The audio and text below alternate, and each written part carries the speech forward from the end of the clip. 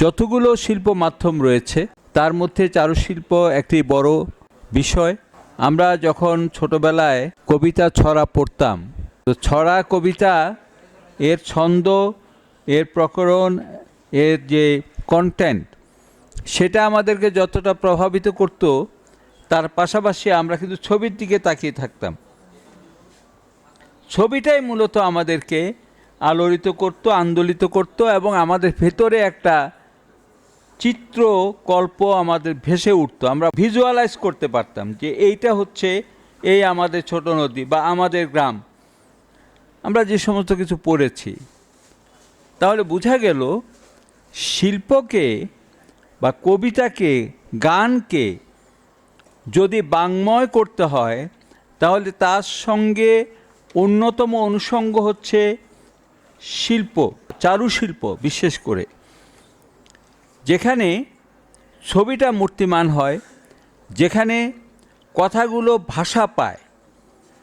তো আমরা এই কারণেই চারুশিল্পের কাছে দ্বারস্থ হই। সমাজের বা সভ্যতার যে কোনো বিষয়কে নিজের ভিতরে ধারণ করে অন্যের কাছে গ্রহণযোগ্য করে পেশ করাটা, এটাই হচ্ছে শিল্প। একজন মানুষের মৌলিক সৃজনশীলতা যেটা, it is far above any other technology. Technology cannot explain those things, the emotions that you are possessing as an artist.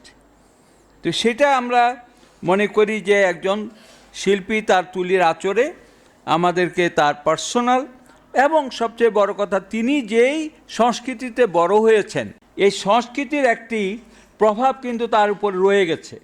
চারুশিল্প হচ্ছে একমাত্র মাধ্যম যেটি একটা ইউনিভার্সাল ফরম্যাটের ভিতরে কাজ করে।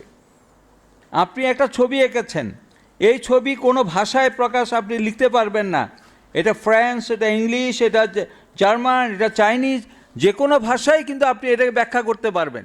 সো প্রত্যেক ছবি নিজের দিক থেকে সে ইউনিভার্সাল ল্যাঙ্গুয়েজে নিজেকে প্রকাশ করে, এবং এই ছবিগুলোই একটা মানে ভিজুয়ালাইজ হয়, অন্য জায়গায় প্রকাশিত হয়।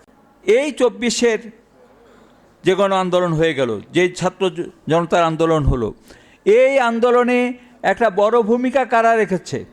বাংলাদেশের দেয়ালের দিকে তাকান, বাংলাদেশের দেয়ালের লিখন পরিবর্তন হয়ে গেছে, দেয়ালে দেয়ালে গ্রাফিতি স্থান করে নিয়েছে। কল্পনা করা যায় যে বাংলাদেশের এয়ারপোর্ট থেকে বেরোয়ার সময় রাস্তার পিলার যত বড়, ঠিক তত বড় করে ছেলেরা ক্যালিগ্রাফি এঁকে দিয়েছে। এটা আরবি ক্যালিগ্রাফিও আছে, বাংলা ক্যালিগ্রাফিও আছে। তার মানে কি, কমিউনিকেশনটা কত ম্যাসিভ হয়েছে। এই massiveness of the communication is possible only through this fine arts. এটা আপনি অন্যভাবে এই ম্যাসিভ বার্তা কাউকে পৌঁছাতে পারবেন না। সারা দেশ থেকে আপনারা এসেছেন, আপনাদের কাছে আমাদের চাওয়া পাওয়া অনেক। দেখেন, সোশ্যাল এবং পলিটিক্যাল কমিউনিটি তার নিজের কথাগুলো নিজে বলতে পারে না। এই কথা কে বলে? এই কথা কে বলে এটা আপনারা দেখতে পান যে প্রতিটি পত্রিকায় এ সময়ে কার্টুনের মধ্য দিয়ে তারা অনেক প্রতিবাদ করেছে। এবার আমাদের চারুশিল্পী পরিষদের পক্ষ থেকে 10 দিন ব্যাপী কার্টুন প্রদর্শনী গেল, এবং এই কার্টুন প্রদর্শনী মূলত বাংলাদেশের জাগ্রত জনতার চৈতন্যের বহিঃপ্রকাশ। এই কার্টুন কথা বলেছে, এই কার্টুন জাতির চিন্তা চেতনাকে নতুন করে ভাবতে শিখিয়েছে। তো ফলে এই যে কার্টুন বা এই চিত্রকলা, এই শিল্পের মধ্য দিয়ে দুইটা কাজ হয়।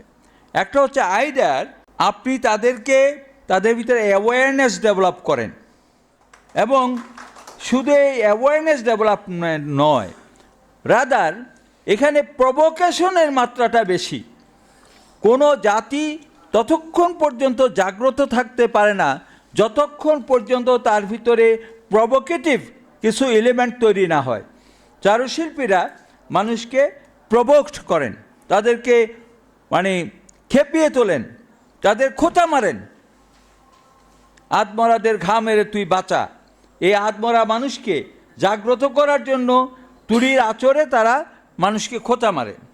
এই খোঁচার ধারাটা অব্যাহত রাখতে হবে, because this things are specially part of historical records. ওনাদের নেতৃত্বে আমরা চারুশিল্প পরিষদের কাজকে সারা দেশে ব্যাপকভাবে ছড়িয়ে দিতে পারবো। মহান রব আমাদের এই ইচ্ছাগুলোকে কবুল করুন। আসসালামু আলাইকুম।